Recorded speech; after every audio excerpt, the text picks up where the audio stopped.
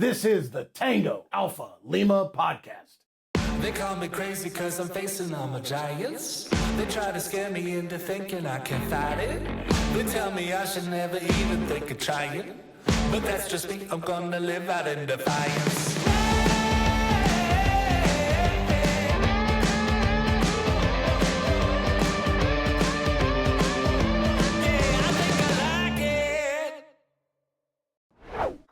Hello, Alphas. Glad that you're tuning in with us today because we will be joined by the amazing, the masterful, the awesome Major General Mark Graham. He's a Gold Star father and a dedicated mental health advocate who has devoted his life to promoting mental health awareness and suicide prevention following the tragic losses of his sons, Second Lieutenant Jeff Graham, killed by an IED in 2004, and Kevin Graham, a senior Army ROTC cadet who died by suicide in 2003. Together, he and his wife, Carol, continue to champion efforts to end the stigma surrounding mental health care in both military and civilian communities. Among his many pursuits, he currently serves as director of Vets for Warriors. Before we're joined by Mark, though, Joe's got something for us. Joe! I do. This week, the community of Shelby, North Carolina, once again welcomes American Legion baseball players from across the country for the American Legion World Series. Games 1 through 12 will be streamed live on ESPN3, and the semifinal and championship games will air live on ESPNU. There's links in the show notes where you can follow the action. The World Series comes at the end of a summer when the American Legion has been celebrating the centennial season of the American Legion baseball. The national website, the American Legion magazine, and social media platforms have been peppered with great moments from the past 100 years. National has also produced an illustrated bookazine, which is like a book magazine, if you couldn't tell from the word. Which is it? It might be the first time also I've ever said the word bookazine out loud, titled A Century of Citizenship Through Sportsmanship, which chronicles the history of American Legion baseball from its inception at the Department of South Dakota Convention in Millbank, South Dakota in 1925. I don't remember that. That's when you were born. That's when I was born, yes. I age well. Head to the emblem.legion.org. So emblem.legion.org and search for Baseball Centennial Bookazine. I'm pretty sure there's only one bookazine in the world. You can just look that up. Bookazine, that's Z-I-N-E, like magazine, book at the top. Yeah. Or check out our show notes for a direct link if you don't feel like looking up the word bookazine, or you can order a copy. Well, the word of the day is completely made up. Bookazine, which is but I love a word that you make up and it's exactly what it means from the onset. It's like a knockoff that you'd find at the dollar store of Visine. Yeah. Hey, you got any bookazine? I could see that. But it's almost like when Galaxy, I always tell people he's a doofer. Like doofer's not a word, but when you see a golden retriever or a yellow lab acting like a doofer, you're like, that's a doofer. That's a doofus and a goof combined. Yeah, exactly. You take a word that doesn't quite exist, but you get the context of it. So bookazine works. But Alphas, if you've got a great memory of playing American Legion baseball, please head to legiontown.org and share it with us. We like sharing. Sharing is caring.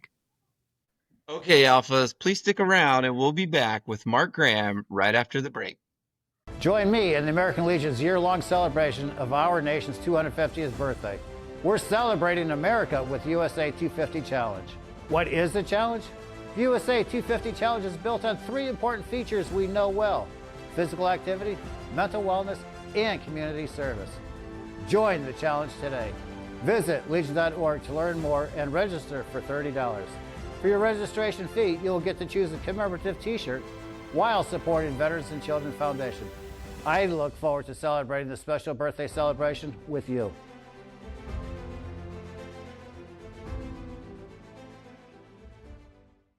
All right, Alphas, it's time to chat with the man of the hour, retired Army Major General Mark Graham. Following his retirement, Mark dedicated his life to suicide prevention. He and his wife, Carol, shared the story of loss of their two sons in an award-winning book, The Invisible Front, Loss and Love in an Era of Endless War, authored by Yoshi Dreesen. As I mentioned before, Mark currently serves as the director of Vets for Warriors, where he strives to make a difference day to day, one person at a time, which is extremely important. Mark, welcome to the Tango Alpha Lima podcast. Thanks, Stacy. I appreciate it. Nice to be with you, Joe, and Adam. Yeah, General Graham, it's an absolute pleasure to have you here. And before we dive into some of the work you're doing at Vets for Warriors, the powerful work you're doing today, I'd love it if you could share a little bit about your military journey with our listeners first. You spent nearly 35 years in uniform, serving across continents and leading at every level. What did that path look like for you? And it was an illustrious and long 35 years, so don't feel like you have to give it all to us. But along the way, was there a particular command or moment that really shaped who you are as a leader? Thanks, Adam. And yeah, almost 35 years went before in a blink of an eye, actually. I mean, it was pretty hard. My plan was to graduate from college and from ROTC and do 4 years in the Army and be a lawyer. That didn't go. Soldiers is why I stayed. I got in the Army and just was around soldiers and just didn't look back. So I could have gone to law school through the Army, but I decided not to do that and stayed doing what I was doing. I was a field artillery officer by trade and enjoyed doing that. Learned a lot from others, and a lot of people put me on their backs to move me forward and get me through. People allowed me to make mistakes, and which is huge to continue to grow and learn, I think, and no matter what your profession is. As long as not life-threatening mistakes, of course. And as I continued through the Army, I had all the assignment, battery command, battalion command. The Army did send me out to the 40th Infantry Division, California National Guard, to command the National Guard Brigade, the 40th DeVarty in California. I was the first peacetime colonel to command a brigade in the National Guard. I learned more than I can explain in this period of time about the Guard and the Army, and I learned a new definition for the word commitment by working with the National Guardsmen in the unit and around the nation. Following that assignment, the Army sent me to Korea to command the Battlefield Coordination Detachment. I was the senior Army officer doing ground command work, coordinated with the Air Force in Korea. In my third year, I went up to Seoul to work for the commander in Korea. And from that, I came back to Fort Sill to be the Chief of Staff of the Army, or Chief of Staff of the Army, Chief of Staff of Fort Sill. My son, Kevin, died by suicide while I was in Korea. Literally, like within 30 days of me being reassigned back to the States. So eventually I did go to Fort Sill. I was planning on getting out of the Army after that. But the Army commander of Fort Sill contacted me and said, you get here when you can get here. And allowed my family and I to have time to grieve and still grieving today, but allowed us that. So I got to Fort Sill and continued on 8 months after our son Kevin died in June of 2003. Our son Jeffrey was killed by an IED in Iraq in Chaldea outside Fallujah. He was in the 1st Infantry Division, leading this platoon on foot, and saw something on the bridge, stopped this platoon, and IED was detonated by cell phone, and that was in February of 2004.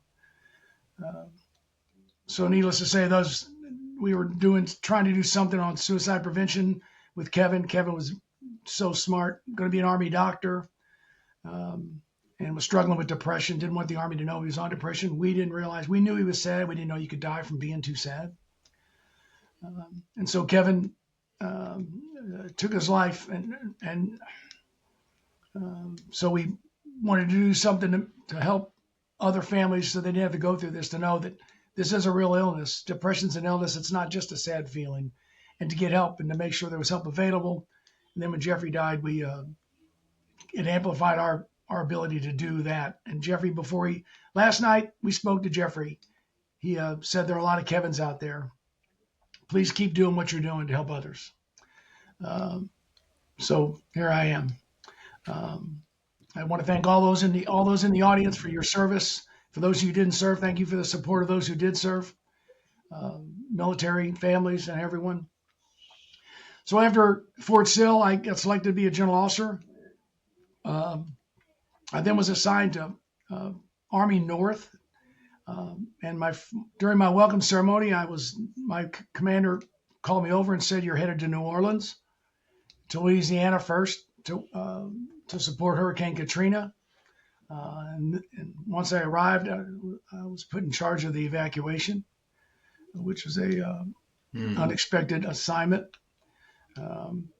Following that assignment, we went to Fort Carson, Colorado. So I think the National Guard assignment, the Army shaped me to get me ready. The National Guard assignment was one that I learned so much from.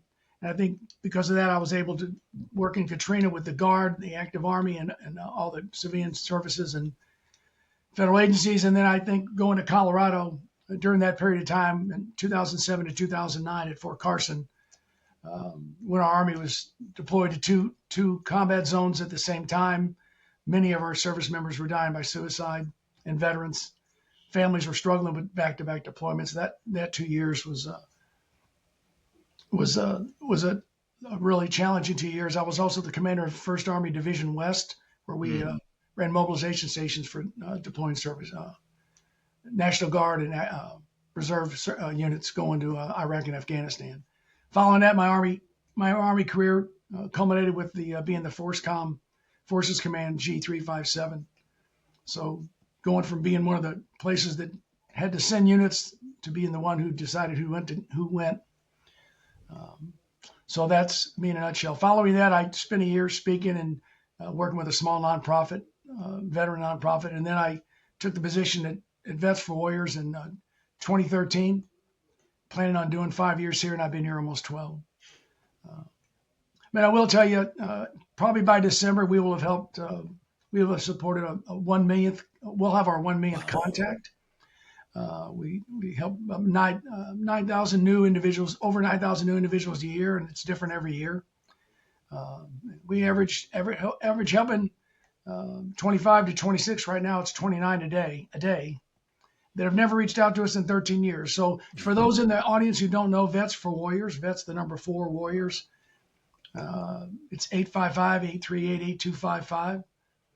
We hire veterans and train them to do this peer support work. And they answer calls live within 30 seconds, 24 hours a day. So no matter where you are, who you are, what area you serve, what branch of service, active, Guard, reserve, family members, you can call 24 hours a day, and a veteran that's trained will answer the call. We'll connect you to resources if you need those, if you want those. We'll follow up as long as you desire. So I'll stop there because. That's a good part to interject, and I know Joe's got a question queued up for you, sir. So maybe I can just reflect real briefly. Thank you so much for sharing your long and storied career. I think what I got from it is, especially as you kind of progress into the higher echelons of command, which so few of us actually get the opportunity to do. It's really incredible to see the different opportunities that come and the uniqueness of some of the opportunities. I mean, we're on the 20th anniversary of Katrina and all the things that went into that. I can only imagine what you maybe endured is the right word, but being the brigade commander for the National Guard in California, and what that must have been like coming from a regular Army. But then also for you to so openly and vulnerably share the unimaginable loss of both your sons in back-to-back years. But the thing that we really try to bring forward a lot is, from our pain, like from our trauma, from our tragedy, we can help others, and to see the course and the trajectory of being an out front leader for veteran suicide, and how you've been able to make pathways into Vets for Warriors in your work. Just really appreciative for all that you have done in the uniform and out of the uniform to help those in the uniform and out of the uniform. So thank you, sir. Well, thank you. I appreciate it. It's humbling when you take something awful that's happened in your life and you get an opportunity to make it useful. When you go through something as impossible to understand as what you and your wife, Carol was her name, correct? have gone through is something I can't begin. And that's a blessing that I can't understand that. You never want to wish that on other people. It's sort of the scary thing about sympathy versus empathy. You never want someone to really get it. But you've done something great. And my injury, my heart is serving. I'm a corpsman. My job is taking care of people. And my injury has made it possible for me to help more people than I ever could possibly have helped. And so I want to say I love with every part of who I am what you're doing. And so you've become a national voice in a fight to eliminate the stigma around mental health in the military and beyond. And just like your son who didn't want to let people know, I've got a friend of mine who's working for a command position, and he's struggling with his mental health, and he cannot get help right now. It will tank his career. And it's so frustrating. I almost feel like if you're not talking to someone, you shouldn't be allowed to be in command in some places.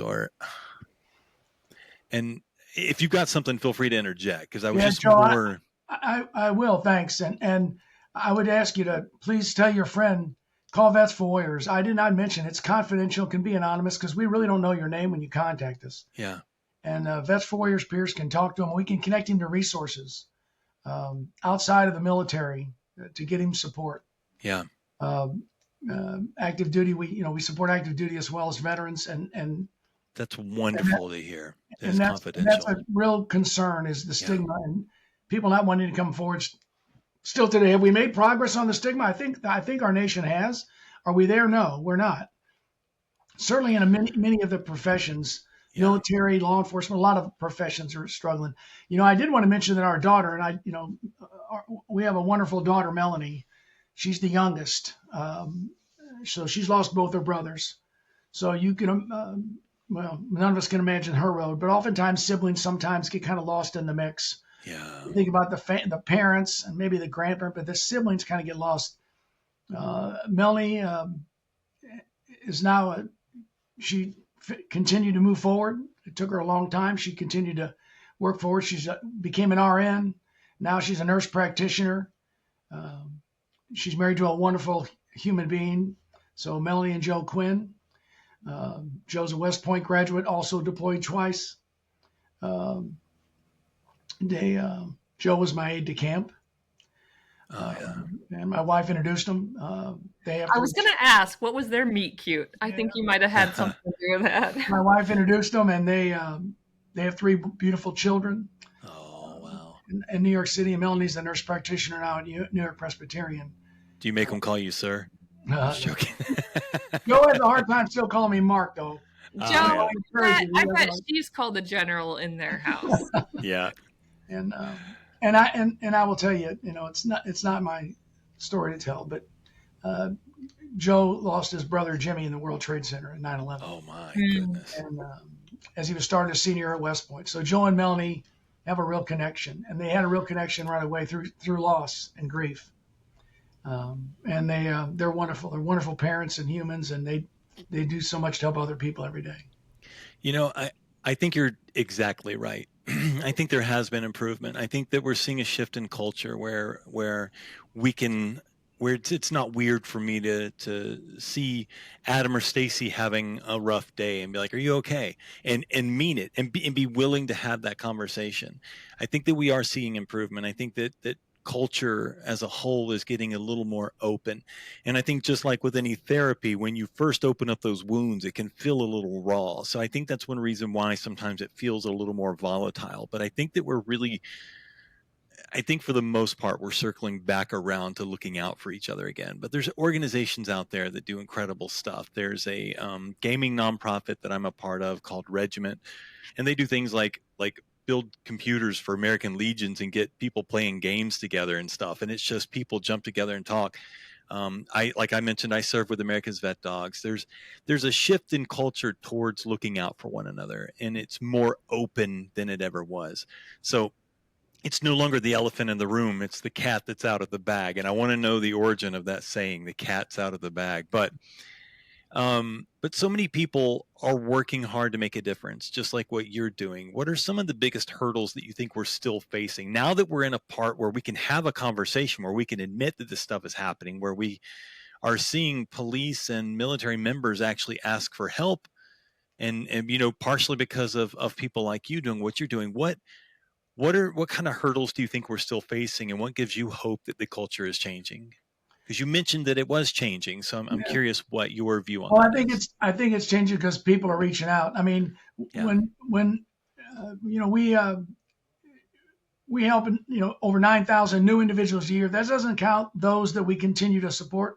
We support typically around 1,800 to 2,000 a day are receiving ongoing support. Now, we don't talk to them every day. We talk to them once a week, once a month. It just depends on what they want. They help describe that. So I think just the idea, and you said, what do we need? What we need is to get the word out so that folks, so everyone knows there's a toll-free number you can call confidentially and talk to a veteran that's a peer, that's trained in peer support, that can connect you to the resources, many of which you've mentioned, Joe, around the country. We're connected with Face the Fight Coalition that has over 270 organizations now part of the coalition. So many of those organizations do, you name it, there's an organization out there that does it that we can connect them to and follow up if the individual wants. Some people just need someone to talk to in the middle of the night. They just need to talk to someone and for someone to listen. And when they do that, knowing it's a veteran, it opens the door. We also have licensed clinicians on our team who do trainings and are there to talk to the peers and help offer advice and thoughts. So when they talk to the person again, but the clinicians don't answer calls. It's the veterans that answer the calls. Mm-hmm. So I think the key is there's so many organizations out there that are ready to help. The key is to get the word out, and it gets confusing. There's so many. At some point, there's so many it gets confusing. So what we tend to say is call us. Let us help work through that for you and connect you. Whether it's enrolling in the VA, whether it's connecting to the American Legion, to make sure you get connected to one of the posts. I mean, there's so many things out there that it can be overwhelming in itself. Yeah, it's interesting. You talked about that, but it's one of those things that you mentioned. Sometimes people just want connection. They're not even sad. They're lonely. They're not at a point yet where depression has taken everything, the joy of life away from them. I had one of my Marines call me, and 2 a.m. call, you answer. If it's a Marine, if one of your guys or whatever, you answer. And he, for 3 hours, talked to me about European history. I mean, I was completely out of depth on what he was talking to me about, but my job was to just listen and talk to him about it. He just wanted human connection. Yep. And it was so odd because he wasn't drunk. I mean, he might've had a little bit, but he wasn't, it was just one of those weird calls where I realized that it took me the whole call and getting off the phone, because it was 5 a.m. by the time I got off the phone with him, that I realized he just needed to feel like there was somebody out there who cared. Yeah. No. And who was thirsty for European war knowledge. There you go. Our tagline is discover the power of connection. Mm-hmm. And it's all about connection. It's all about the connection. And we get those calls. Each shift has kind of a different feel to it because different callers call at different times, going through different things. Nights and weekends. Number one reason individuals call us is anxiety. Loneliness, isolation's number 2. Depression's number 3. Financial kicks in there at some point, sometimes housing and food insecurities, but the top 3 consistently are up there. Isolation and loneliness is a real challenge. It was getting better. We had, fewer callers were calling with that number 1 reason why they were calling, and then COVID hit and it went right back to number 1. That's why we're working hard to help get the word out. So we appreciate, I appreciate being on. We appreciate you helping us get the word out. We don't want anyone to be alone. We want to make sure everyone knows. So if you hear this, write down our number. Please give it to someone else. Share it. Tell us if you want information. We'll send you materials. We want to make sure that no one's ever alone. 24 hours a day, live in 30 seconds. I mean, most people are shocked when the phone's answered by a human, much less that fast. I have a multi-pronged question for you, sir. Is that, the American Legion, we have the Be the One training where we can kind of brush ourselves off on how to approach those conversations, even if it's, just talking to somebody, as Joe said, about European history through the night. So a lot of folks are somewhat educated. First of all, can Legionnaires volunteer with your organization?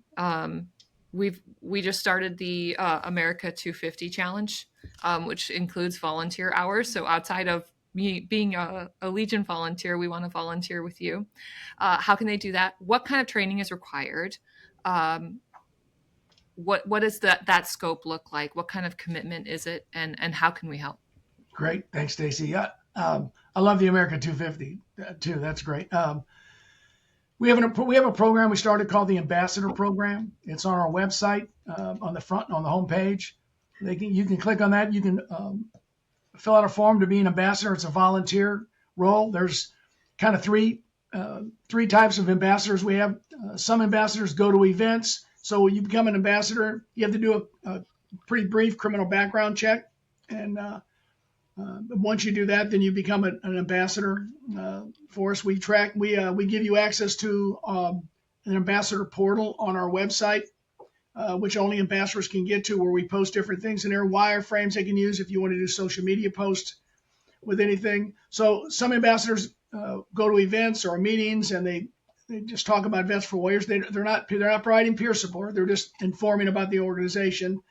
Then some ambassadors just want to help on social media and spread the word that way, which is great. That's fine too. And then there's another one, and that's student veterans. There's a lot of veterans that are students across the country. And we found that's kind of another group that have become ambassadors. They wanted a sense of purpose and a way to give back, and this is a way to do that.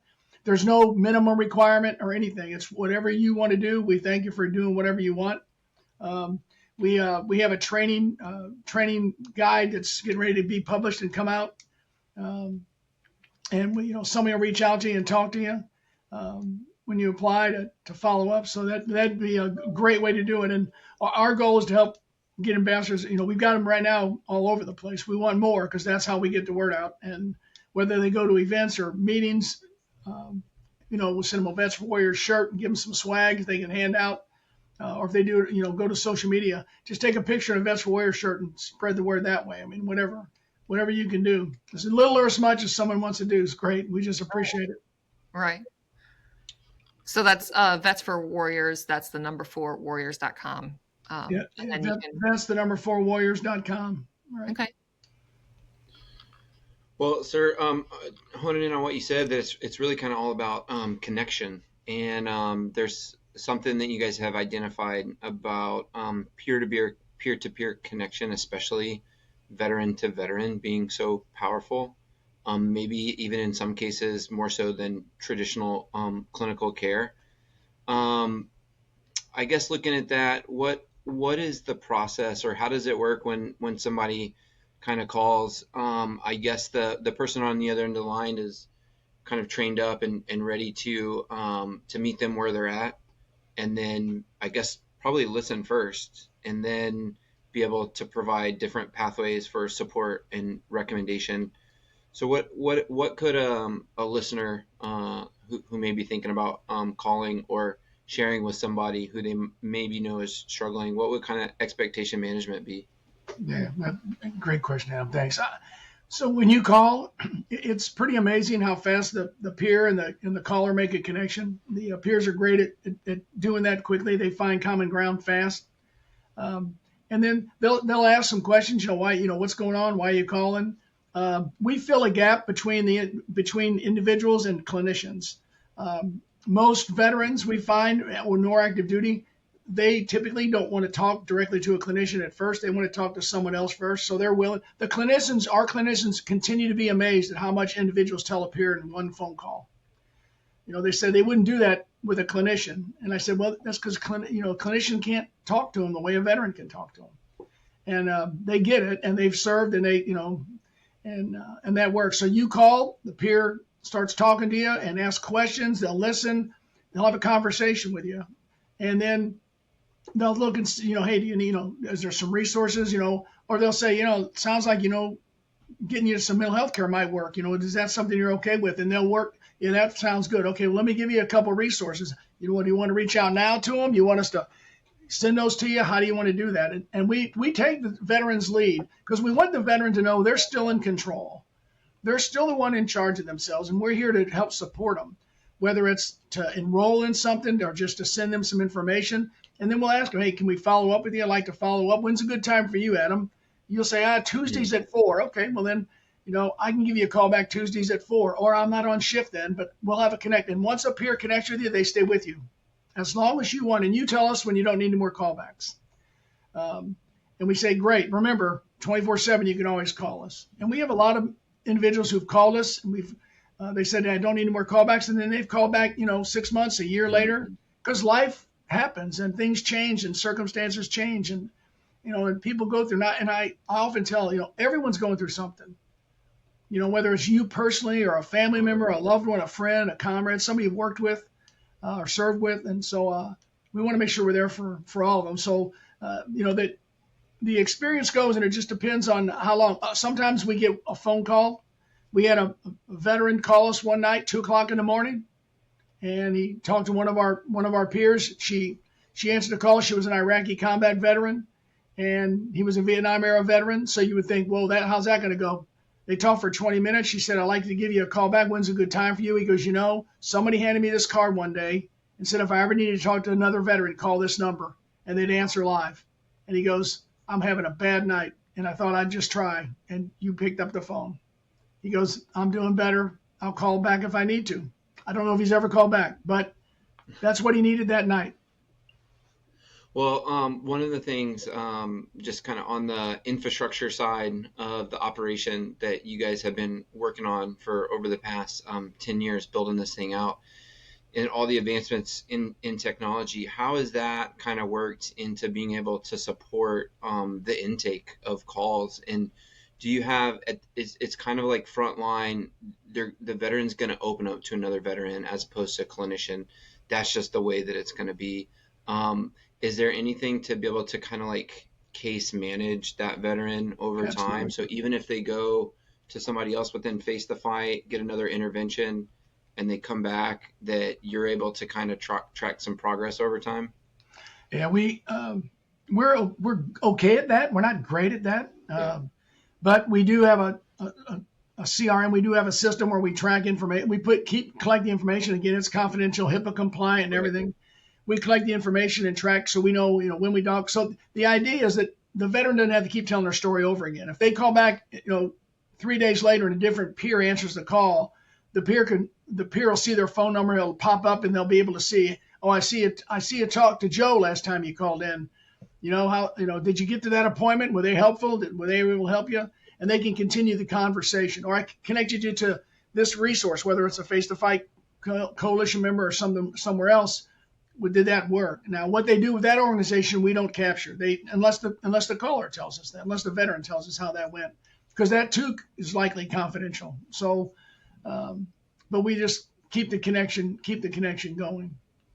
Well, it's incredible how you've been able to capture them, be able to quickly direct them, but also make it so individualized and personalized. Yeah, thank you. We kind of sometimes we say it's kind of like a concierge service. And the peers are like, sir, I don't think you should use concierge, I said, okay. It's funny though, because, we say things a lot and sometimes it's a one-off. And I talk with friends periodically about being careful with your promises, because you never want to undermine your own promises. You never want, but so if we got called out on every promise we'd ever made all at the same day, we'd be in a real bad spot. And so I feel like having a network and building a network like what you're doing is the only way to handle something like this, because what you're making is a big promise. What you're saying is that if you call me with no appointment whatsoever, we'll have somebody on the phone with you as quickly as possible. And that's a big promise. That's a big promise, because when a veteran is really struggling, they're looking for a reason not to believe in you, because it almost seems more comfortable to sit where they've been for so long. And so, I want to give you an opportunity here for veterans, service members, and families listening right now who might be struggling silently, what would you say to them personally from both your professional experience and also as a father? Because I think that connection it can be an open wound for some people. And I think that people forget sometimes that pulling that Band-Aid off and cleaning it out is the only way something's going to heal every once in a while. You can't just keep covering it up. And so, I wanted to ask, what would you say to these people who are hesitant about calling, who are still in that position where they're looking for a reason not to believe in somebody? I wish my son had a number. I wish my son had a phone number to call.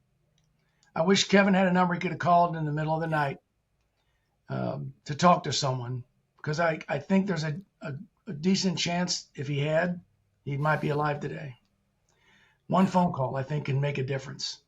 Not always, but I think it can. And at least it gives you a hope that you reach out to somebody else, that they can talk to you and let them know. Because what so many of us tend to think is, I'm the only one going through this. And what we know is, over time, is so many individuals are struggling, either currently or they've struggled or they will struggle. So having a number ready to go in your contacts, in your phone, for you or for someone else, to say, hey, let's call this number together. Let's connect you to somebody that can talk to you is key. So I think if you're going through something and you've been through that and you've talked, if you're in a bad place, just like if you're in a bad situation in a training event or a combat zone, what's the plan to get out of that? And sometimes the plan is you don't really have a plan. You just, instinct kicks in. Part of instinct being call, reach out for some support. Doing this alone is hard. And you don't have to do this by yourself. I think it would be great to have one of those QR codes, and you may have this, but something that we could share that would add that as a contact in people's phones. Sometimes they have to tap it; it'll give you a chance. If you don't have something like that, I think that would be something great, because, again, nobody's in the mood to research things when they get to a point where they really need to talk to someone. And so if we can give people an opportunity to just say, hey, you have this contact in your phone now, and we just do it. If you add this contact to your phone, maybe we can do a giveaway. If you have to add this contact to your phone, we'll give you, the first 200 people get a T-shirt or something like that. I mean, I think that things like that, just having that number saved, and like you mentioned earlier, just somebody had a card laying around. I mean, it's amazing what something as simple as that can really make a difference in. I'm not ignoring you, Joe. I'm pulling up a QR code. Oh, yeah, perfect. There you go. I love it. It's going to have some other stuff on it probably, but that's okay. No, that's perfectly fine. That's great. So, Mark, I'm curious, while you're pulling that down, I'm going to ask you a little bit more of an offbeat question. As I know, because of my volunteerism, actually Adam and Joe are probably very well aware, is that we're all givers, and it's easy to let your cup go dry when you're giving others sips of water. Yeah. So what is it that you do to fill your cup? What's your frivolous luxury? What makes you smile? What do you do for fun? What's a fun fact about Mark that we don't know behind? I love to golf. Okay. I love to golf. But golf, are we talking like legit golf? Legit golf. All right. Have you been golfing since back in the day, or is this a recent thing? Interesting you say that. I used to golf with my sons. So when they were younger, we were in Oklahoma. I got them a set of starter clubs, and so once they got a little older and started playing every Sunday afternoon, we would go golfing every Sunday. So spending 4+ hours every Sunday afternoon with your sons. Melanie was too young. She was younger, so she didn't go then. She eventually started playing some, but we would do that with the boys. And the boys got good, better than me. They played high school golf. They ended up being very good.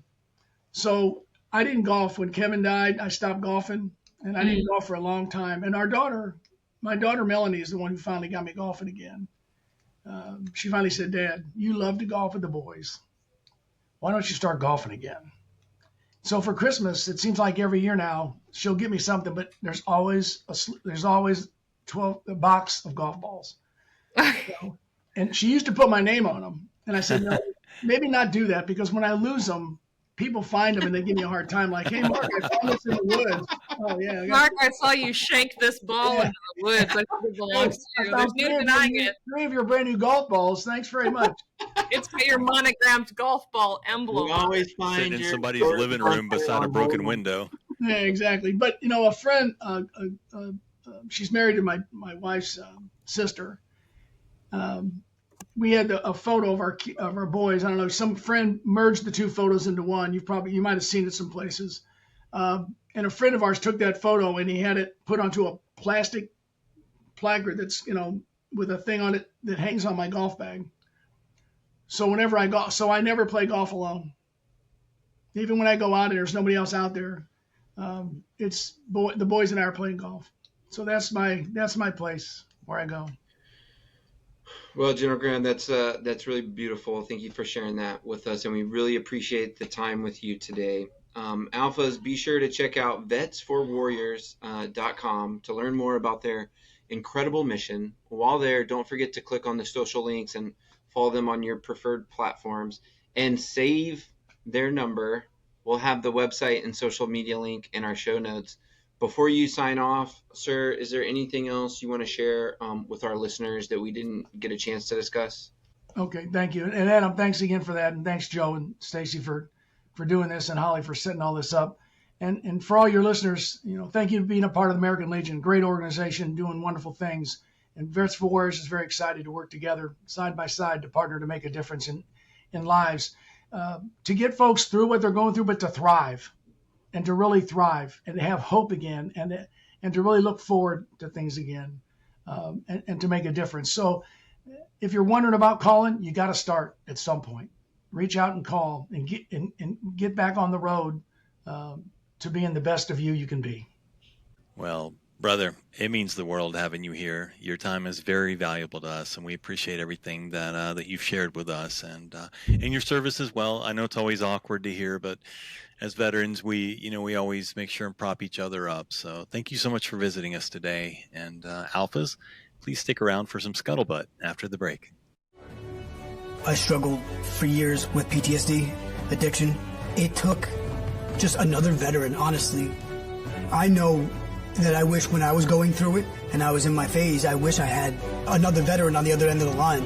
Like, I found one guy and he changed my life. When I was going through my depression, I didn't go anywhere. I didn't do nothing. But now, you know what? Now I'm better. I'm out. I'm in my community, doing things that I love. And I wouldn't have that if I didn't work on my mental health. Okay, Alphas, we hope you had a tremendous, stupendous break. Now it's time for Joe's favorite, some scuttlebutt. Adam. Scuttlebutt. All right. Well, the massive flooding in Kerr County, Texas was utterly devastating. But as first responders descended upon the area, they found support from Post 208 American Legion family in Kerrville. Just 2 days after the flooding, the post set up a relief area for first responders, providing snacks, clothing, supplies, and a place to sleep. Donations poured into the post from Legion posts in Texas and elsewhere.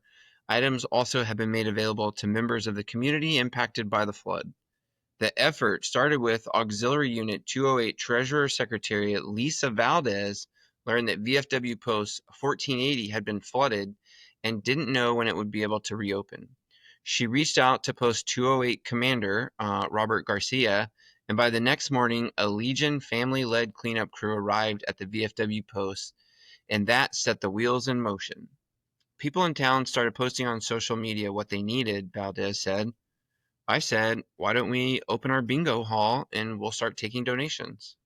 Valdez asked her brother, a former firefighter who took part in swiftwater rescue following Hurricane Katrina, about what supplies would be needed.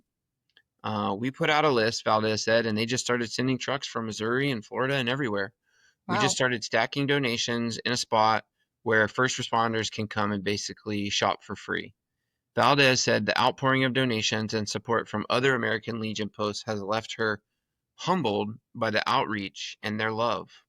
The post, which is located next to the site where Texas Governor Greg Abbott and Department of Homeland Security Kristi Noem set up a command center. Also had a mobile medical truck in the parking lot to assist those with heat exhaustion and other medical issues. And a portion of the post hall was set aside for Kerr County residents to pick up food and supplies as well. The post was open from 6 a.m. to midnight, and 2 members of the post stayed overnight to accommodate the first responders who slept there. That kind of dedication doesn't surprise Valdez, who said she became passionate about Post 208's Legion family 2 years ago when her husband lost his job and she was able to pick up extra work at the post. I'm grateful for that, she said, and because of that, I donate my time back to them every chance I get. Okay. It is a family. Whenever someone here needs something, we're on it. We don't hesitate. Other Legion posts from across Texas and as far away as Virginia have stepped up to assist Post 208. Just a few examples. American Legion Post 309 in Helotes teamed with VFW Post 7108 and Texas State Rep Josie Garcia to deliver supplies. In League City, Mike Lacey, Post 554, collected cleaning supplies, insect spray, clothing, drinks, and other items. In Seguin, the American Legion family of Post 245 began collecting supplies on July 6 and took its first truckload for first responders 2 days later. Post 245 also sent relief supplies to smaller communities that weren't getting as much publicity or assistance. In Huntsville, Sam Houston, Post 95, collected monetary donations for Kerrville families. The donations were delivered during the department convention in Austin.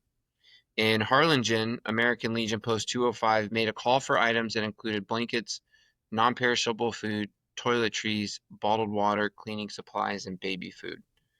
In Somerset, American Legion Post 443 joined forces with American Legion Post 300 in San Antonio to donate and deliver a dozen cots to Post 208, along with a pallet of water. While members of Post 443 were in Kerrville, they also delivered clothing from Post 208 to St. Vincent Church for distribution. Nice.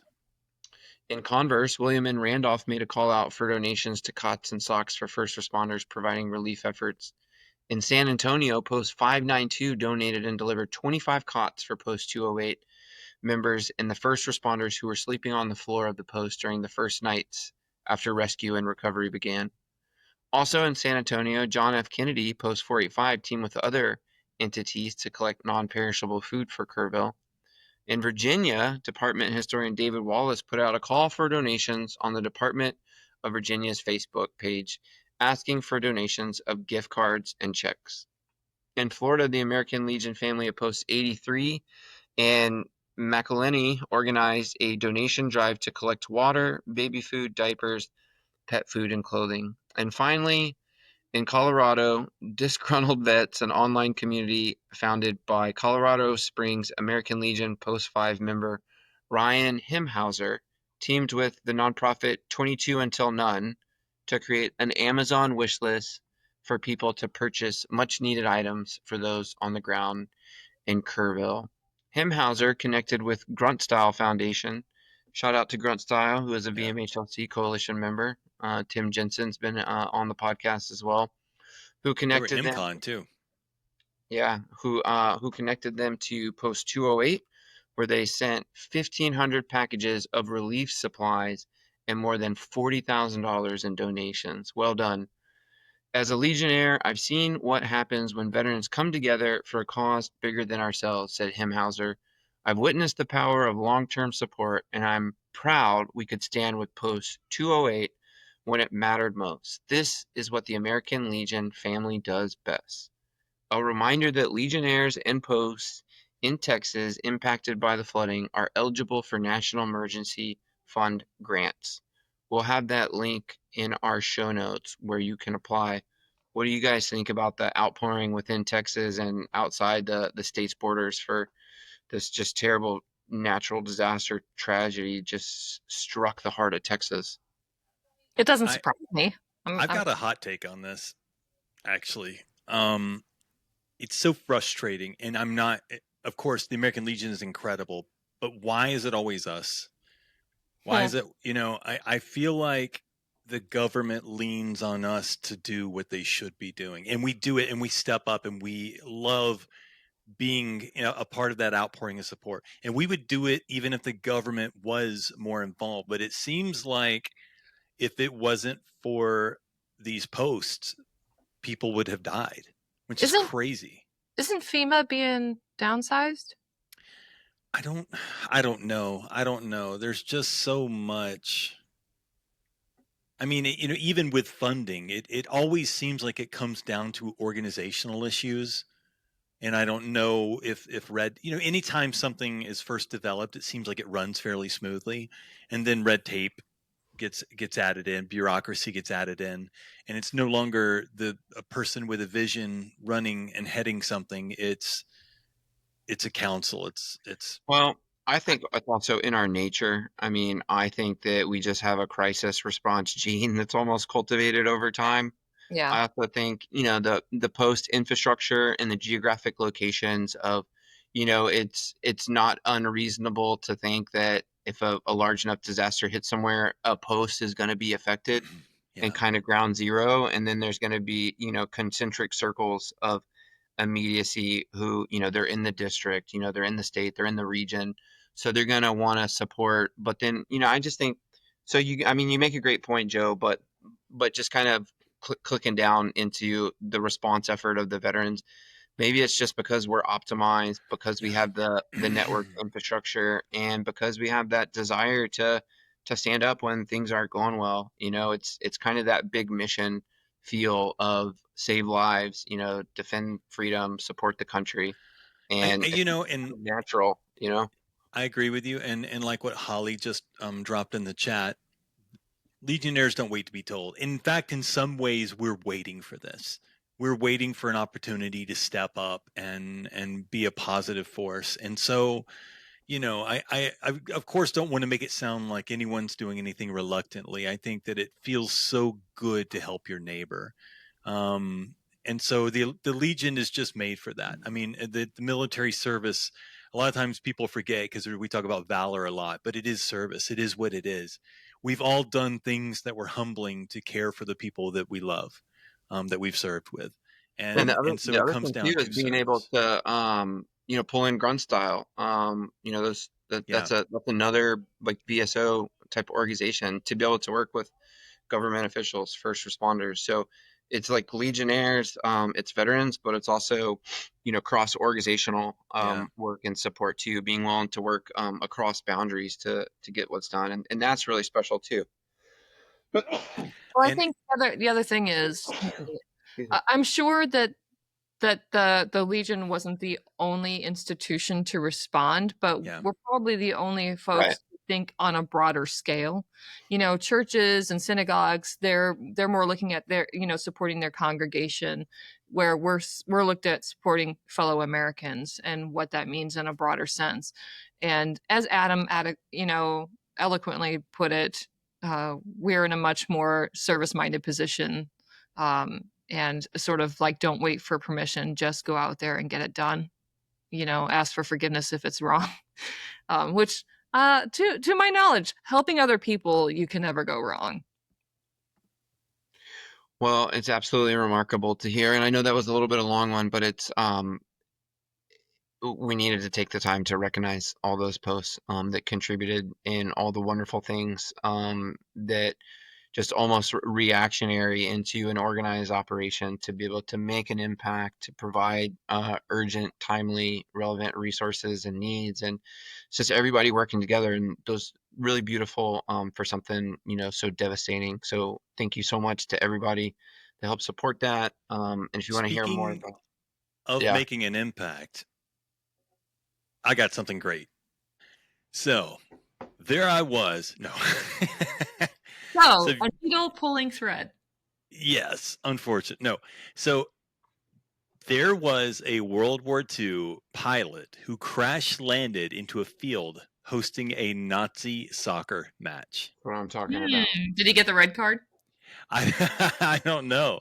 I'm if I knew I was going to crash into a group of Nazis, like, do you avoid people or do you aim for them? I don't know what the rule is there. Well, That's the thing about war, isn't it? I mean, most people are probably innocent. Yeah, I agree, but when it comes to Nazis, the lines are a little blurry. Anyway, so April 10th, 1944 was supposed to be a routine mission for Major Donald K. Willis, flying with the 55th Fighter Squadron, 20th Fighter Group. Willis was tasked with escorting an Allied bombing run on a Nazi aerodrome in Gütersloh, Germany. But while piloting his P-38 Lightning, those bad boys, home from his mission, one of Willis's engines was hit with enemy flak, and he was forced to crash land a sputtering plane on the coast of German-occupied Holland in the middle of a football field with a match still in progress. In the chaos with 500 spectators and players running amok, which is my third favorite way to run, Willis managed to slip through the crowd and commandeer a fan's bicycle, as well as a long red coat to cover the pilot's. I'm just picturing the coat flapping out behind, and he's wearing a decidedly not Nazi uniform under it, getting away on a bicycle. This is some Bart Simpson crap, and I'm here for it. I love this. So, how pathetic is it that he got away? He crash landed a plane and stole a bike. Well, a lot of confusions around a crashed aircraft, Joe. Yeah, there is a lot of confusion, but the guy that just stole a bike and a trench coat, what is it, Carmen Sandiego? What's happening here? So, German soldiers, Willis would later write in his Escape and Evasion Report, number 800, were kept busy for the first few minutes trying to keep people away from the plane. I pedaled beside a woman who kept watching me out the corner of her eye, but she never spoke. After following the Dutch woman... You can't assume everybody's going to be the evil villain. That's true. Would have been some underground hero in the Nazi, I'll be honest. I think that, if I was if I watched an enemy crash land a plane and get out on a bike, I'd be like, he's got to earn that. You know what I'm saying? I'm not too mad at this guy as long as he doesn't attack anyone on his way out. Let the guy go. That's it's almost like the pilots not shooting other pilots who have ejected. It's kind of like a code of honor thing. I think when you crash land your airplane, if you can walk away from it, you should be allowed to walk away from it and steal a bike and a trench coat. So after following the Dutch woman to a small village, Willis silently parted ways down a side street and caught his breath in front of the town's church. So he used her for camouflage, kind of, There he watched as a car full of Nazi soldiers unloaded in front of the American with scent dogs bounding into the nearby fields to search. From a distance, Willis followed the path of Germans before seeking safety in a recently searched barn.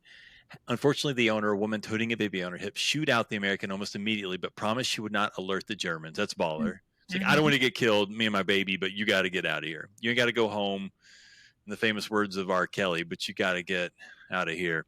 So crawling through the drainage ditch to a field of high grass, Willis hid until nightfall before setting out along the many dikes and fences towards neutral territory.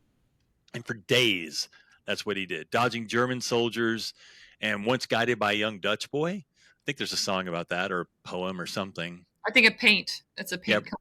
Oh, yeah, there's probably a red balloon somewhere. Until approached the outskirts of Antwerp, Belgium, where his luck almost ran out. He tried to pass around the city and he hit water, forced to retrace his steps and walk straight into a German anti-aircraft battery. Thank goodness he wasn't an aircraft. No doubt. To Willis's astonishment, the sentry barely glanced. Believing the disheveled redcoat-wearing stranger to be a Belgian civilian, the guard motioned for him to be on his way. So after days of sleeping in haystacks and living off Army ration chocolate, that sounds... Hey, now. I mean, that's slightly better. It's better than Army rationed, everything else. A fatigued Willis reached the southern end of Antwerp and caught sight of a cafe advertising Bach beer. So he entered the cafe and said one word, Bach. Few people in the cafe paid no attention, he said, but the Belgian who gave me the beer guessed my identity, gestured Willis into a back room, and without a word gave him eggs and bread. Man. I'm telling you, allies everywhere, even in Nazi-held territory. So yeah, don't make it. Probably especially. Don't assume anything. So he stopped at a small train station, tried to buy a ticket, but the porter, surmising he was not local, gave him food and told him he'd like to help. Unfortunately, the pair received word that the police had been informed and were on their way. Dashing out the back of the platform, he managed to slip out without being seen and once again was on the run. By mid-afternoon that day, he arrived in a Belgian town of Boom, but was stymied by Nazi sentries who controlled the bridge and were checking identification papers. Joey, I think the word is stymied. Stymied. Stymied. Stymied. Carry It's on. one of those that I've read 1,000 times and have never said out loud. So, well, maybe not 1,000, but it's in the hundreds.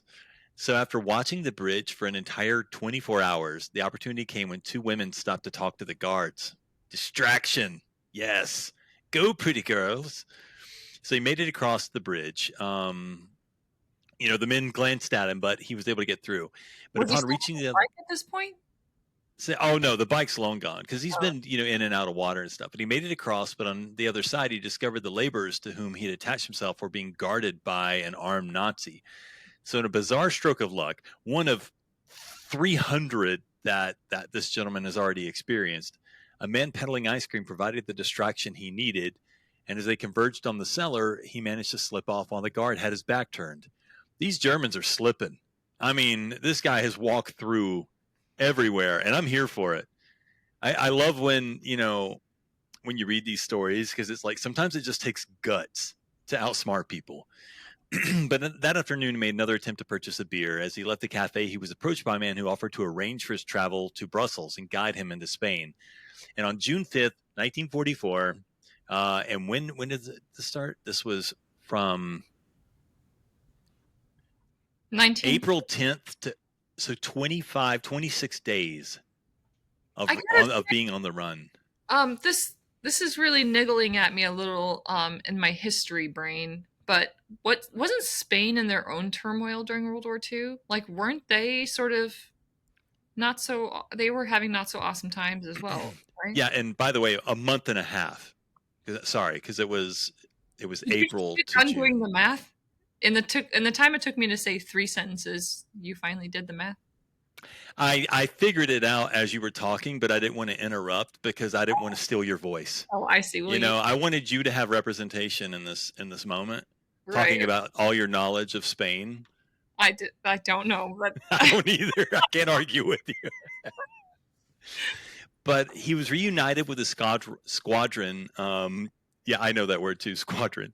On June 5th, 1944, 2 months after being shot down. So Willis survived the war and remained with the Air Force until 1953, receiving a Distinguished Flying Cross, which is funny because he did more running than flying, but what do I know?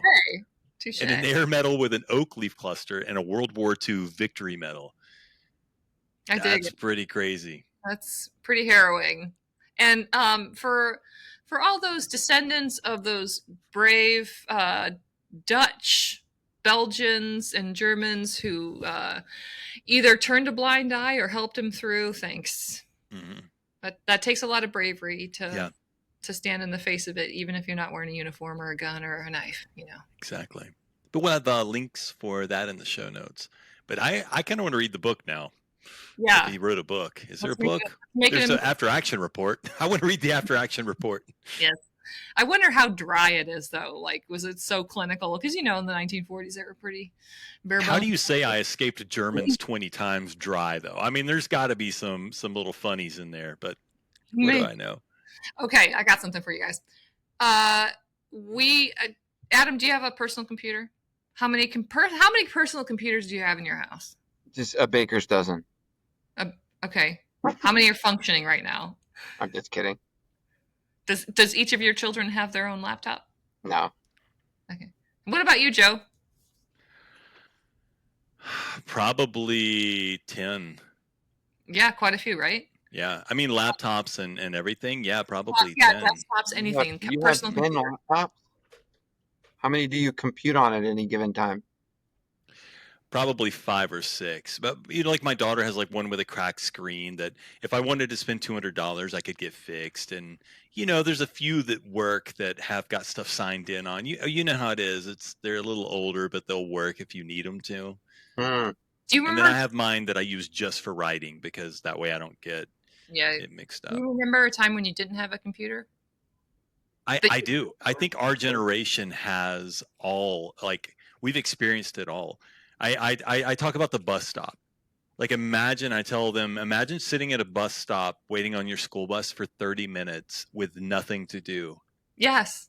Yeah. I mean, but stare at the clouds and But stare at the clouds. And like, I don't remember being awfully, there was a time or two or some days, but it's just, it was what it was. well, Why would here you we get go. to your bus So stop it, so early? Well, because my bus driver either went directly by my house or drove back by later. And sometimes I would go out and not know whether or not she had done the first run yet, because she was all over the place. So sometimes she would be there at 7:15, and sometimes I would go out there at 7:15 and she'd already gone. So Yeah, I tried to hit her at 7:15 when I could. I walk to school uphill both ways barefoot, so I don't want to hear about you hanging out with your That no sounds electronics. awful. Do you think that's what stunted your growth? It's probably what helped me grow. So on this day in 1981, IBM released the IBM personal computer, also known as the IBM 5150, marking its entry into the personal computer market. This Nice model, naming. featuring an open architecture and readily available third-party components, quickly became the gold standard for personal computing. The IBM PC was instrumental in popularizing personal computers for both businesses and home use, and its success helped solidify IBM's position as the major player in the burgeoning personal computer industry. Side note, before the personal computer, there were those room-filling jobs, the big gargantuan computers used by big industries like the DoD and NASA. Speaking of NASA, the IBM featured prominently in the movie Hidden Figures. If you need to, go back and check it out. That was actually... That movie was killer. Yes, and I would So argue good. that IBM was like a character in its own. So anyway, IBM has long extensive history with developing computers and technologies for the military as well, starting as far back as World War II. I bet some of you alphas who are listening remember those. So the Navy used IBMs for electromechanical calculators extensively for ship design, torpedoes, underwater detection systems, and calculations in 1944. Also, it assisted in the Manhattan Project, calculating designs for surveillance cameras, radar, and implosion devices for atomic bombs. Bananas. Thank God, IBM. Yeah. Also, IBM, you devils, you. You also created a defense calculator in response to the Korean War in 1952. IBM's first entry into the commercial computer market and its first electronic computer was during that time. The military used it for its speed and efficiency in processing military operations calculations. I wonder what that looked like. They were like, if we bomb this and that, then XYZ. So IBM SAGE, which stands for Semi-Automatic Ground Environment. Now, if that's not a militant type of title, I don't know what it is. Was used from 1950 to 1984 during the Cold War era for air defense systems and large-scale computers, including the IBM and FSQ-7, to track and intercept potential threats, which led to innovations such as magnetic core memory, that's MCM, and digital information transmission, display generation, and get this, guys, simulations, which are used by many, many pilots. Atom simulations. IBM landed that one for you. So IBM secured an Air Force contract for a new chip prototype for the North Pole to test and demonstrate purposes, showcasing the company's continued involvement in cutting-edge military technology. Okay, so back to the person. They launched a flashy campaign touting the computer's compact power to transform small business with the refrain, quote, "How you gonna do it? Easy, you gonna P2 it." Very edgy. Even more edgier was the fact that they used cast members from the TV show MASH as part of their commercial endeavors, which is brilliant. Does not make sense to me. But anyway, various models have been introduced and upgraded over the years. Also, which was stellar for the time, they had the 3.5-inch floppy disk. Floppy disks. But I also remember the 5.25-inch floppy disk because of the Oregon Trail that I played in elementary It's school. not about the size of your floppy disk, Stacy. It's about the contents of what's inside. Yeah. This is very, very It's all about the data. the data. The data, yeah. Do you guys remember Oregon Trail? Oregon Trail? How do you say it? Yeah, not Oregon Trail Yeah, is what I've always heard. But I'm going to punt my boat. Wait, was it punt or pontoon? How would you could do I that? think could we're you gonna- imagine though being in that awful situation and like people have dysentery and stuff and like somebody's going to make a video game out of this one day and you're like, why? This is awful. This is the worst. Oh, I think you uh, should This is say, fun. what is a video game? and how do Yeah, indigenous it's true. What is a video game? about us making a game of conquering their territories? Anyway, nobody predicted what would happen. The first shipments began October 1981, and in its first year, IBM PC generated $1 billion in revenue. Dude, $1 billion in 1981? What was that like? That's like Anybody have an 29 inflation trillion. Joe, spend I the don't next know. Well, we've went up 30% since Yeah. 2015, so No, I we went up imagine that 30 it we went up went up a 30% fair since the amount. podcast started. So that was 1 million machines in 3 years. That's crazy pants. Crazy, right? While IBM continued to sell millions of personal computers over time, the profits for PCs business declined, and so too did IBM. Wah, wah, wah, wah.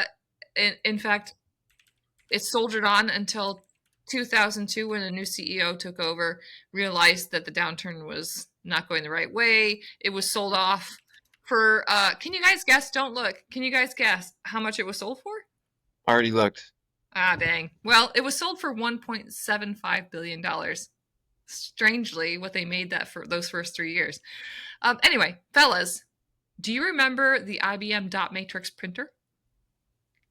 Do you remember the sound it made? I remember IBM being a thing, and then it seemed like it moved more to big data and infrastructure. In 2015, I know that there's they kind of pitched like the future of AI, and they had given it a name, and me and my brother were kind of looking at the technologies at the time, trying to understand like how could they be leveraged as we were trying to start a nonprofit. And they did so good. It was called IBM Watson, and man, we just figured it was going to kind of be like Chat GPT right now, but they were like selling that vision like 10 years ago. So I don't know. Where is IBM now? I don't know what they're doing. Mostly maybe They data technically got servers. absorbed by another company. Yeah. They're still, they're still a part of our history. They will always be No, the only thing they sold was their PC business. They're still around. correct. Yeah, I think so. They still have other ventures, but the PC business is gone to Lenovo, the Lenovo company. Shout out Lenovo. Hey, Alphas, if you want to check out that IBM MASH commercial, it'll be in our show notes. You don't want to miss that. Holly dug it up. But no, so that's all we got for you. Computer technologies and stuff. I ran the numbers for you, by the way. It's You did? Yeah. $3,548,525,852 $600 million. 59 cents. 525. Okay, so they actually sold the company for less than what they made in the first 3 years of their business. Yeah. Pretty cool. Well done, IBM. The life cycle of business for you. I don't know what I'd do with $1 billion, but it'd be fun to find out. I know what I would do. All right, Alphas, what would you do with $1 billion? Let us know. In the meantime, you can subscribe to our podcast, our newsletter, or send us mail and guest recommendations at legion.org/Tango Alpha Lima. Don't forget, get on that Legion 250 challenge. Get signed up, get volunteering, and until then, we'll see you next week. Laters. Just by the way, I just want to jump in and say every time that Stacy has said 250, she just stood up and shown her shirt off for those listening. It's a beautiful shirt. It's a beautiful shirt. Get your own. Show It's us a your beautiful 250. shirt in the podcast hood. I don't know. Sorry. All right. Thanks, guys.